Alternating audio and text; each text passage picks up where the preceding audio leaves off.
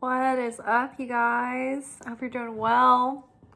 I'm mashed potato brains. It's been a busy couple of nights at work, and yeah, I'm a little spent, but still feeling plucky. We're gonna talk about our cards for the weekend, our weekend message.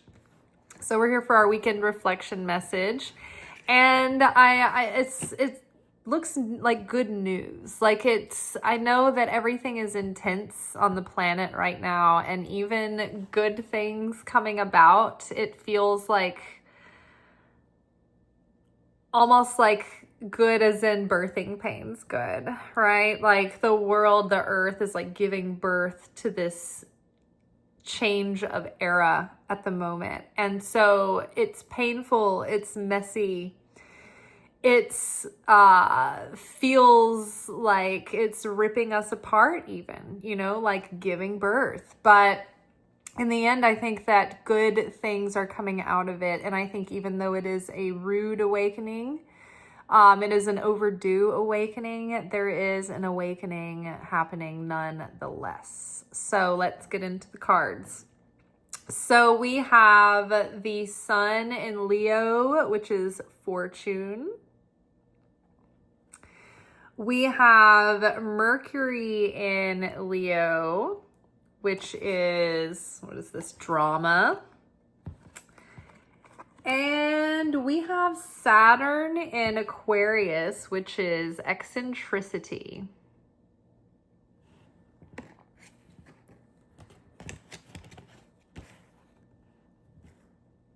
All right, underneath fortune, we have the Empress. Underneath drama, we have Two of Pentacles. And underneath eccentricity, we have Ten of Cups. I would suggest reading the caption. It'll have the article, the written message from these cards that I posted today in the post, but I'm not going to do the audio today. We're just going to talk. So the Sun in Leo, their main attributes, and we just came from Leo season not too long ago, so this should be fresh in our memory. Leo is all about standing up for what's right. Standing up for the underdog, right? Standing up to a bully, speaking out against wrongs. The Leo wants to be a leader and wants to facilitate like respect for people, and everyone is treated fairly kind of thing. They want to uphold like high moral fiber and good values. But Leo can also be very prideful, and where they take pride in their ethics and they fight for what's right? They're the courageous lion, right? But they can also be like hard-headed, and they can also be a little bit egotistical. Each sign has their strengths and their shadow side. Like their strengths can kind of sway into like extremes and then turn into shadow aspects. So when we look at the world stage right now, what do we see? We see huge personalities butting heads all over the planet. You see humanitarians standing up and fighting for what's right. You see people exposing corruption all over the world in all these different countries. You see people fighting for those who are being set upon and put upon and infringed and disenfranchised.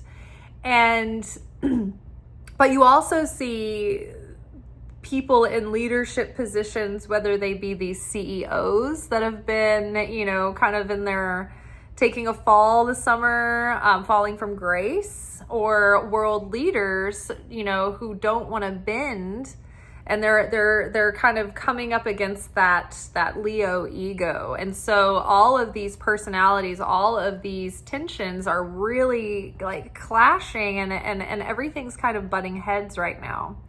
However, we have the Empress here, and something fruitful is going to come of this. We have the Fortune card. So I feel like the sun, like we just had that solar eclipse.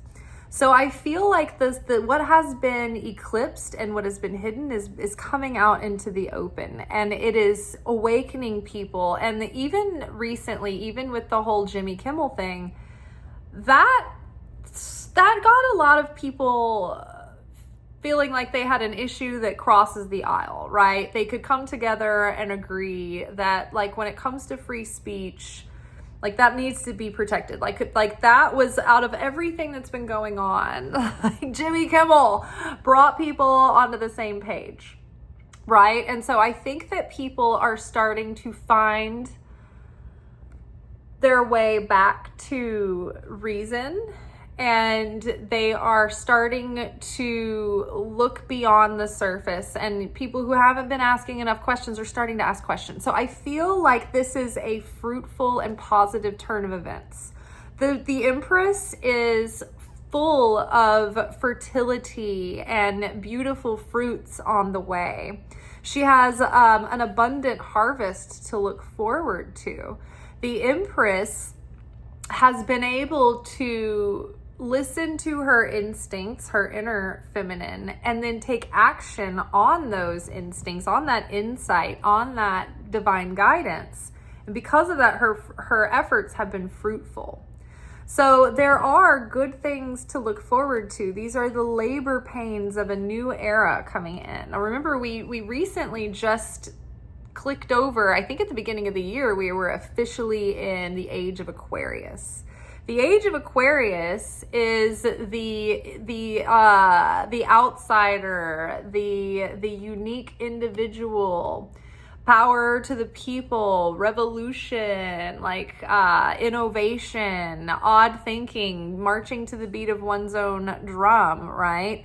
And we just had Pluto moving out of Capricorn into Aquarius. So Pluto is death, rebirth, extreme change, right? And so what's happening on Earth with Pluto in Aquarius is that all of these systems that exploited the people and abused the people are being exposed. And we are in a turn of like humanity in the zeitgeist right now. There's like a transition happening. So we're leaning more towards mass numbers of people shifting their view from I have my own autonomy and I'm an island on my own and I'm not caring about others, to getting out of that isolationism back into a desire for community and relationship and neighborliness. And people are starting to care about other people again. They're not just shutting everybody out and you know, numb with the noise, right? It's like people are waking up and they're caring about others. And because of that shift in consciousness, we might be shifting the trajectory of our collective destiny as humankind. When we look at the world and the events right now taking place, you ask yourself, where's the humanity? Where is the humanity? It's slipping away. And I think that it has taken us to this darkest hour of being galvanized by this, for so many people to now come online and start to understand what's going on. Not everybody is very aware of anything that's happening though. Like, some people are aware of general craziness going on, but they're not up to date on all the different stories coming out. Like, if you guys, I don't know if you follow any of these independent journalists that are reporting from these independent news sources. There's these apps now that have all these different news sources, and then it shows all of their owners, where the money comes from, the special interest groups that steer the voice of the news outlet, right? It shows how factual each story is. So there's some reporters out there that are independent that are using these resources to share stories that aren't getting reported on in the mainstream media. And when I tell people about these things that I have, like, I don't know why my algorithm is like it keeps me very up to date and very informed. But for some reason, like, everybody's else's are different, right? So I'm going to work and I'm like, hey, are you guys, like, have y'all heard about this, or you've heard about that? And like, some people have, and then some people, it's like complete like news, like they haven't heard about any of it, right?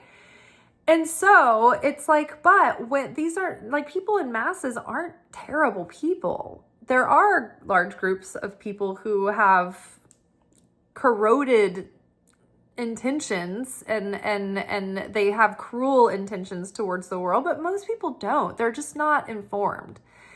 And if they are informed, they haven't been convinced. They think that they're being messed with, right? So I think that the average person, when they really hear these stories and they understand that it is not just spin, or when they hear someone educate them beyond the propaganda, then they realize, they're like, oh, no, I don't want that. No, absolutely not. And so as people are starting to catch on, it's like it's shifting collectively. It's adding to the scale of the cosmos, and it's tipping us, because collectively, like individually now, we're all being weighed on the scale. Our souls, especially if you have been conscious of Rosh Hashanah, Yom Kippur, if you're conscious at all of the holy holidays, it enhances your experience of this. But between the time of Rosh Hashanah and Yom Kippur, it's a 10-day period called the 10 days of repentance. And so at the beginning of Rosh Hashanah, our soul ascends into the upper realms. I burnt my arm on my Rosh Hashanah roast, getting everything out of the oven. So our soul ascends to the upper realms, and we go through like our yearly judgment. It's like we go before the board of our spiritual council and judges, and we're evaluated on our progress, on our growth for the year.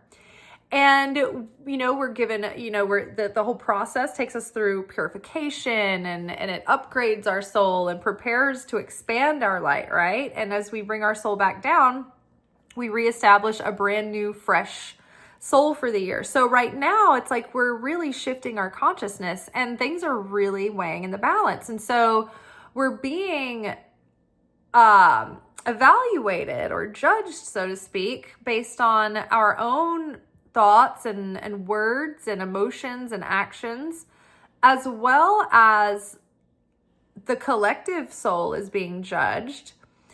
And then also like the human destiny for the year is being kind of laid out. Our individual destinies for the year are being laid out. And I think that we're being assessed of, okay, how does this person fit in in relation to all these other people? Are they adding to the chaos? Are they adding to negativity?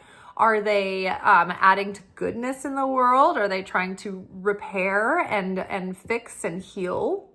Are they adding to creation and goodness, or are they in destructor mode and tearing down and adding negativity and strife, right? And we've been trying to clarify recently that being in unity does not mean that everyone has to just get along, like agree with everything everyone's saying, and everybody gets a trophy and thanks for showing up, and we all hope you have self-love. It's like, you can disagree with people. You can call out what is clearly wrong, right? Think about Jesus. He had to confront the Pharisees, right? These were the leaders of the religion at the time, and he was confronting them, and calling them out on wrongness and wrongdoing. And they were all on the same side, right? You can't wish harm on others. You can't hate their guts. You can disagree with someone's consciousness, with their actions, with where they're coming from, without wishing ill towards them. Right? It's like when you say, I don't agree with your actions, or I think that what you did was bad, is not the same as saying, I think you are bad, right? So it's the difference between guilt and shame. So guilt is knowing I did wrong and I feel bad about my actions. And I'm going to own those actions and, make amends for them, right? Whereas shame is I am wrong. I am bad and I'm unworthy, right? So that's the difference. It's like you can disagree with people without hating them. You can disagree with people without wishing them harm. You can disagree with people, without thinking that they are evil, right? And so today is the 10th day of repentance, and it is corresponding to the dimension of mercy and understanding. And so if you can find maybe someone that gets under your skin, and you can find one thing about them where you can find one little crack where the light could get in, and you can see them a little bit differently in that moment, that is progress. That is something, right? And it could make a reveal a lot of light and make a real connection or correction.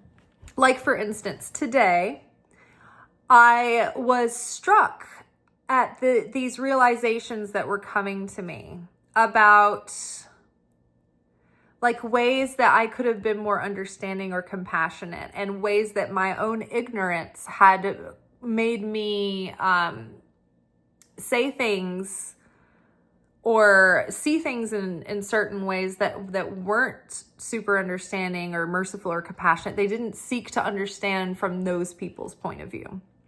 Like for instance, and it's not something that would be immediately obvious to your own self, right? So these are some of the things that were coming to me this morning as I was like reflecting on repentance and things.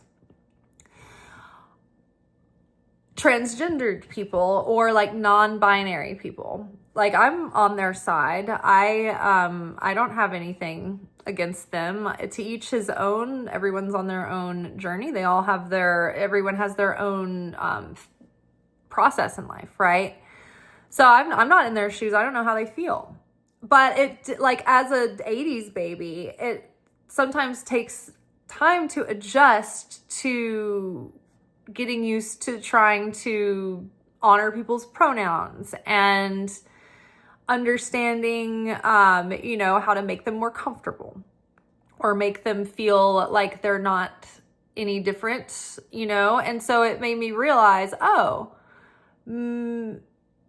maybe that's why people who aren't trans will still say their pronouns, like on a profile or something like that. And it's not because they think that they need to clarify anything, but I think that it's so that it can be just normalized for us to say, oh, I prefer this pronoun. That way no one else is singled out for having to clarify their pronoun.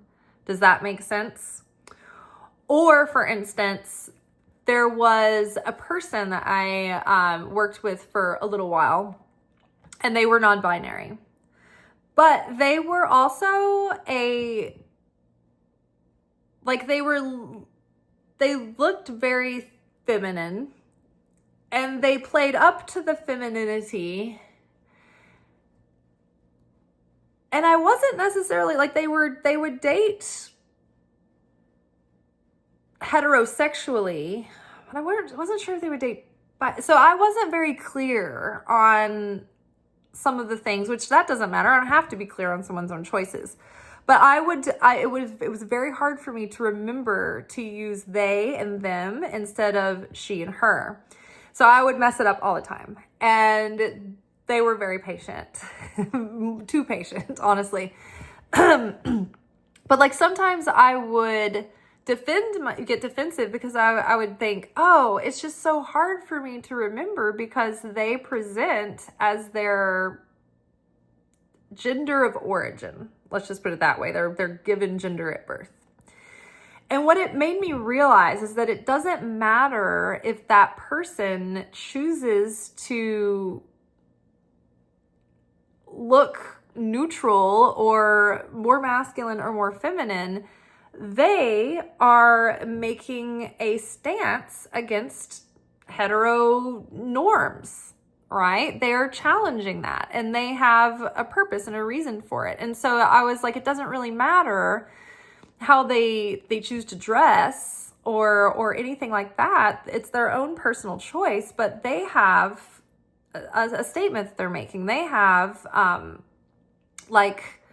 a purpose for it, right? It means something, and they are doing their part to try to push for progress.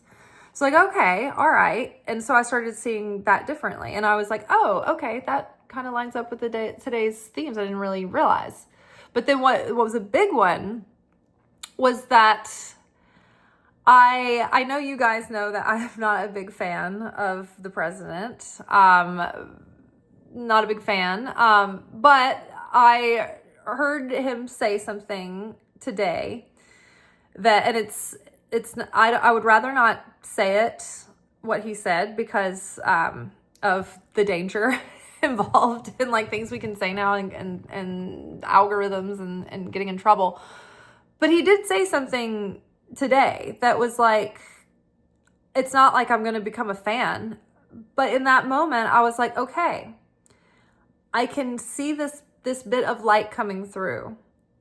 And even whatever reason you said that, I agree with you on that point. And maybe, just maybe, even you have hit a threshold with what you can bear to witness when you see atrocities happening. So that was a moment. That's what I'm talking about here. When you see someone that is not someone that you have warm feelings towards, but you can hold space for them, even them, to be able to change or to have light in them also, right? And so that makes the space for healing and change, right? So that's when we mean unity. We still have a moral obligation to distinguish what we feel is right from wrong, right? If we were just like, yeah, everybody just do what you want, everything flies, everything's fine, unity, like everything would be completely out of control and anything would go, you know what I mean? Like that's not balanced, right? So we have to maintain balance, and we have to maintain a line where, like, even Jesus talked about, like, Jesus didn't give every single person a trophy. In fact, just the opposite. He was sitting there telling people over and over again, okay, well, at some point we are going to be drawing a line, and the sheep will be sorted over here and the goats will be sorted over there. You need to make sure you're on a clear, able to be sorted on one way or the other. He would say good fish from the bad fish, the dead fruit from the bad, like the good fruit from the bad fruit. Like there is a line that needs to be drawn. And Jesus himself was the Prince of Peace. He wasn't a violent person tearing people apart. However, he said he came here to not bring peace, but to bring a sword, which means that he brought a sword to change the trajectory of human consciousness. We can't keep staying the same as we are. We have to distinguish a difference between, the direction that we're going in. We have to make a choice about who we are and who we are as a human family, who we're going to be, what is right and wrong, what we will tolerate, what we will not, right? So, having said that, I think that something is happening, even if it's like, even if it feels like it's coming at the last minute. I don't think we're even at the boiling point of all of this yet, but I do feel there's a shift coming, and I feel like our fortune, our fate, our collective destiny can shift. Which is interesting because we do have this Two of Pentacles here, like almost like everything hanging in the balance, like everything's being weighed out right now. It's like it could go this way, it could go that way. I mean, it's like this person here, it's like they're weighing out, like, oh my gosh, like the fate of the world, like, it's like everything. It's like Each individual is weighing out, okay, how do I feel about this issue? Where am I on that? Like, what am I going to do about this? Like, as a collective, we're all like this. And the collective karmic scales are like this right now. So even little things can make a difference, right? Even getting frustrated in our own head. I felt bad tonight because I had like, you know, a big giant tray of glasses. I was bringing dishes out from this like back dining room, and our kitchen staff had started like mopping this like slick floor, and they didn't put out a sign, and they do it a lot. And I've taken really hard falls at our restaurant and really hurt myself like multiple times because it's just too dangerous and there's not enough precaution taken. And again, today I slid, I nearly I dropped a bunch of glasses off the tray, but I was able to catch myself. But I got really mad in that moment because I'm like, could someone please take care not to let this situation be so dangerous? Like, I really do not want to bust my face on these like metal tables or like break my neck on something, or anybody else too either. Like, we need to put out a sign or something. And I was really frustrated, and I caught myself. I was like, I shouldn't have blown up like that. Because one of the things in Rosh Hashanah that we were praying to nullify was our acts of bloodshed through the year. And I know the average person doesn't necessarily have acts of bloodshed, right? We don't, we're not dueling each other. But what we do is we get frustrated and we snap at each other and we put each other down. They talk about have you ever taken like a swing at someone that makes the blood drain from their face? And it's like, it's the same, like the bloodshed category can cover something that you've done to like really embarrass someone or galvanize them, or leave them in like publicly shamed or embarrassed or humiliated, right? Or so I felt even a small action like that on the surface would seem justifiable, right? You don't want anybody to get hurt, and you've already fallen before. But I could have been more self-controlled in that moment. I could have been more careful about the venom that came out with that moment, like with the fear of, I could have gotten hurt. What would I have done, right? So things are hanging in the balance. And we've got the drama card here, right? We have Leo and Mercury. People are they're throwing words. What is that? What is that term for like they're exchanging words. Words are being thrown. Words are being tossed around. Like, I mean, world leaders are at each other's throats at the moment. Other leaders are coming together. I mean, the global geopolitical tension right now is palpable. Russia is talking all kinds of stuff about threats and being at war, World War III, like North Korea, Kim Jong-un, sorry, I'm not confident in my pronunciation. He is like had it with what's going on in Palestine. Like, you've got like a dangerous dictator who's over here going, no, this is too much. We can't let this happen.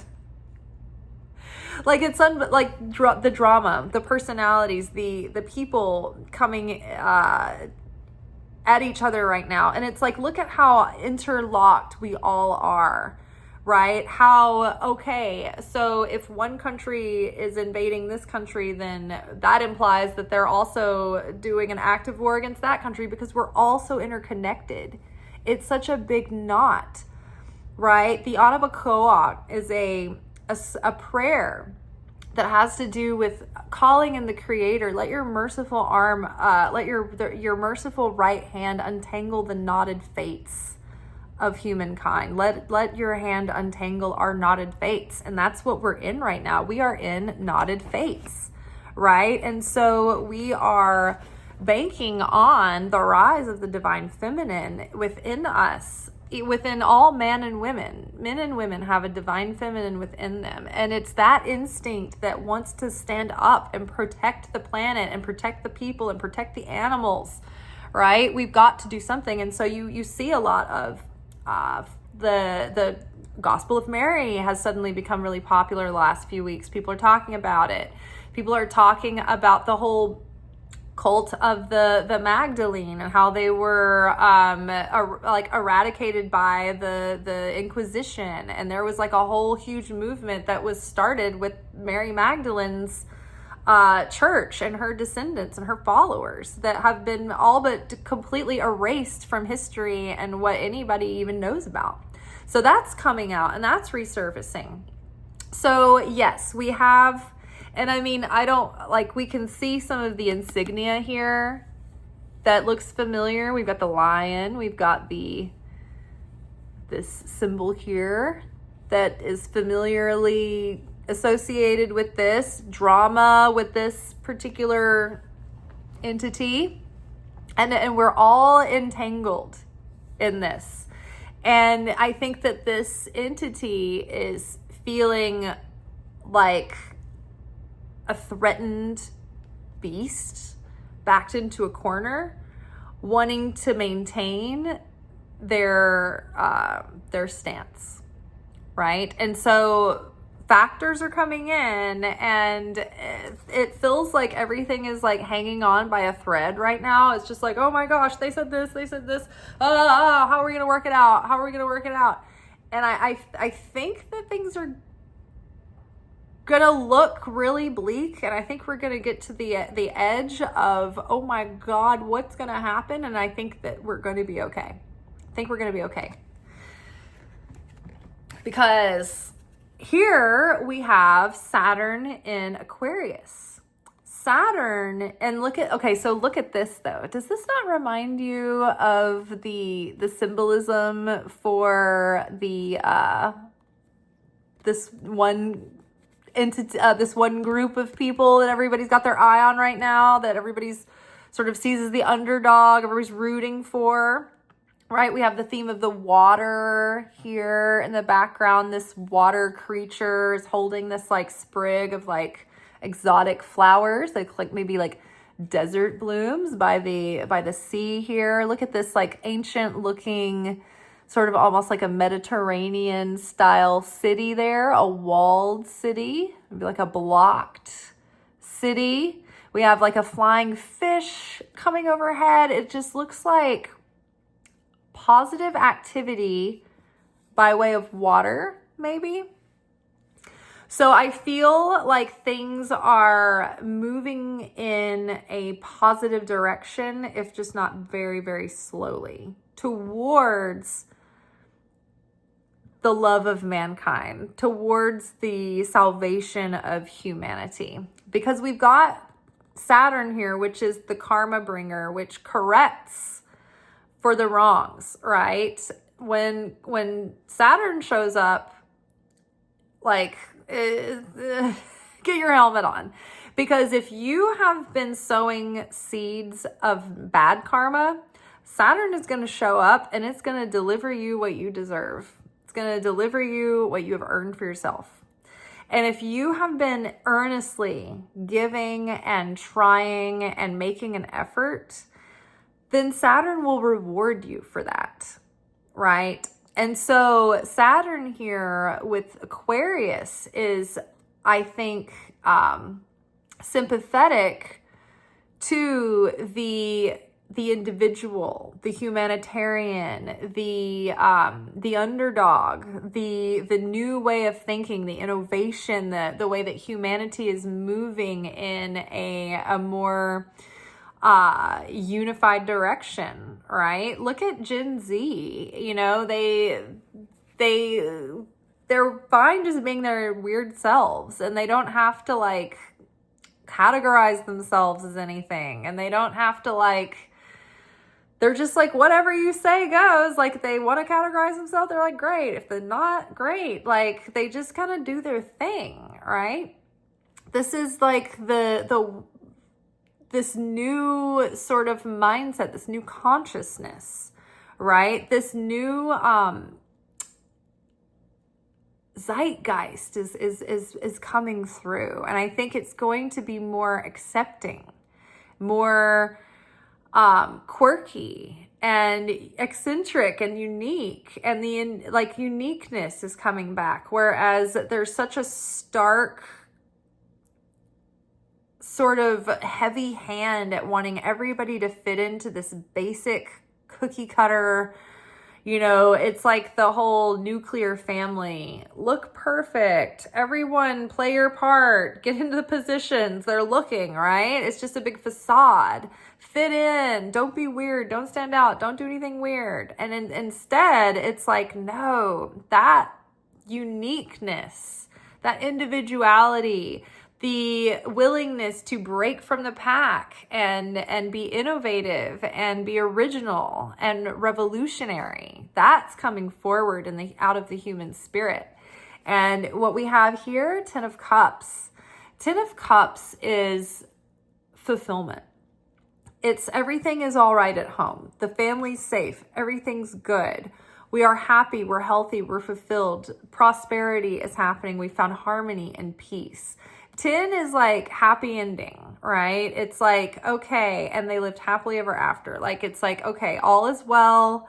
Things are going to be okay. Things are going to be taken care of. This is like an assurance of good times ahead, of good times to come, of love and fulfillment and security, right? It doesn't feel like that's what's coming, but we need to believe, and we need to hold that within ourselves, because that is our baby that we are bringing into the world right now. That is our baby of consciousness, of love, of acceptance. And it's going to be difficult because we have so many differences. And yet it doesn't have to be that difficult, because like I work at a restaurant and I live in Nashville. And so Nashville is a very friendly city, but we're surrounded by a lot of, like, the surrounding areas of Nashville are not as socially generous. Let's just put it that way.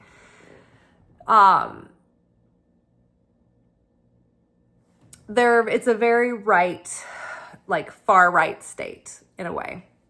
And so I wait on individuals of all kinds and all walks of life. And on a one-on-one basis, I rarely meet someone who's so unpleasant that you can't see their humanity when you're just dealing with them on a daily basis, right? It's not like we're going around like just fuming and hating each other's guts all the time, ready to like beat each other's throats. It's not really like that unless you're in one of those situations in a place where tensions are high and heads are butting over an issue, and the issue is being, dealt with. But just like when you're in a relationship, a marriage, you have to have it out sometimes, right? It's what makes the relationship stronger when couples can get through disagreements and arguments. They can learn how to hack it out with each other and fight not against one another, but for saving the thing, right? People stop fighting when they've given up on their marriage. Same with us. We're fighting because we love this human family, and we're fighting for our collective human home to stay together, right? And right now we need collective human family therapy. But just like every human family, you can't get the worst asshole in the appointment. Like, I'm not doing it, right? So, we're having a moment in time of extreme contrast, but on the other side of it, I think that we are also finding that we desire harmony and peace, and our hearts are turning. We're not we don't have the heart to wish people harm as much as we used to. At least there are numbers of people growing that are shifting, that are changing, that they just don't have the heart for the negativity or to hold that kind of malice or prejudice against people. They're just like, let's just eat some good food and have a little festival. Can we? Can we please?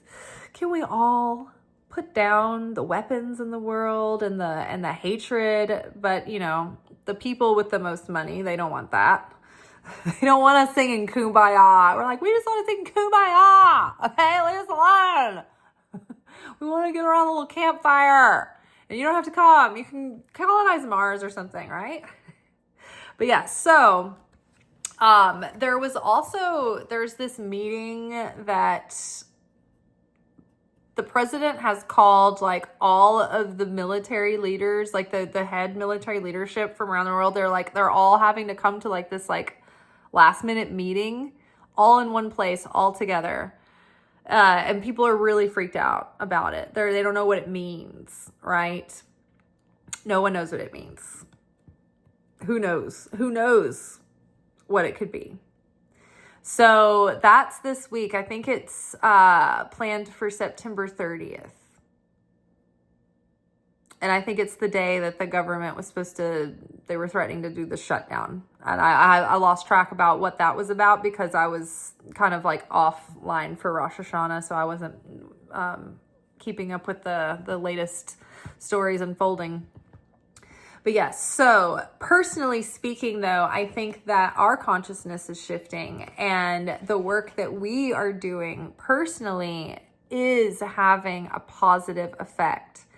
And the change, when we begin to change, it stirs up our ego. Our ego is afraid. It doesn't like the unfamiliar. It wants something predictable and secure, right? So the ego is going to fight us on this, and it's going to fill our heads with fatalistic worries and catastrophizing and resistance and all of those things. But we have to just maintain a state of balance with our consciousness and our feelings right now. We're going to be extra challenged this week because we are in the 10 days of repentance. So part of earning that light that our soul is getting is kind of traversing these little tests throughout the days and weeks to see, over the next couple of weeks, to see, are we changing? Are we shifting? Are we responding to things differently? Right? You can, during the 10 days of repentance, say like you correct something this Friday that was like a deep-rooted thing, like you have just blessed every Friday for the rest of this year. Like I feel like I have I've slipped up with my consciousness a couple times tonight, maybe a couple times last night in the heat of like trying to learn the new system, getting a little bit frustrated. But it was mostly just like temper tantrums, like inside myself. But even those, like I've been trying to chill and not have that consciousness that would drive me to that level of frustration. But if you have the consciousness and the desire to want that change and you're trying, that makes a difference. You don't have to get it perfect. You just have to really put in an honest effort. And so I feel like I've been getting like good signs, I think, from heaven that are like, we see your efforts, because I feel like I've been, blessed in these kinds of ways the last couple of days at work with some situations. Like yesterday I went in and I didn't have to train anyone. And because some people did have to train while they were learning the new system, and like my manager showed kindness. I mean, he didn't make me do it. I was like, thank you, God. And then tonight, so this afternoon, I was getting ready for work. I was praying that I would be maybe on a private party so that I wouldn't have to deal with like the whole computer system again and everybody just like in a complete panic and the chaos. And sure enough, I was in the exact party room, everything that I prayed for. There was even a little vase So we have a lot of private events at our restaurant. And so the florists bring arrangements a lot, and like little vases get left behind. And we just have piles of these, like this crap that just gets left behind. So I had this little vase from an event, and it had like these little cute little edged pinstripes in the glass. And it was just this really unique little vase. And I have like my little zinnias in these little vases. And so I knocked the vase off my coffee table one night, and I was so upset because it broke the vase. And I was like, oh, it was so unique. I feel like I'll never see another one like that again. I've never seen one like that anywhere to buy. I was like, dear God, maybe you'll bring me another one of those vases somehow. Tonight on the party I was on, it was a wedding, the rehearsal dinner. So they had all of these flower arrangements on the tables in these little tiny vases. And sure enough, there was the one vase that I was talking about was like one of the vases that was used in the arrangements. So I got to replace the vase. And I was, they always leave these things behind. So it wasn't like someone's personal belongings. So I didn't think it was going to be any big deal. It was like $1. Like, oh no, it's stolen. But it wasn't stealing. It was just like something was left behind. It was going to stay there piled up, whatever. But anyway, my point was that like, oh my gosh, like the little vase that I had lost, the vessel, the old vessel that I'd broken was replaced. We are the vessel, right? Our desire is the vessel. The soul that we're developing is our vessel for receiving the light. And I thought that was so interesting because I was given a replacement vessel to replace my broken vessel. And it was the exact one that I wanted, even though I didn't think I would ever see one like that again. So I thought that was really nice, and just something cute, a cute little blessing to share. But yes, I feel that even though times are very tense in the planet right now, I feel like we are shifting. And it doesn't take everyone waking up. And it doesn't even take the majority of people waking up. It just takes a critical mass to shift, to tip the scales. And once the critical mass shifts, it's not long before everybody else starts jumping on the bandwagon too. So let's just hope and pray and trust and have faith. All right, y'all. I will see y'all tomorrow for Secret Teachings of Jesus. We'll be into the meat of the Gospel of Mary. So I'm looking forward to that. I hope you are too. Until then, ciao.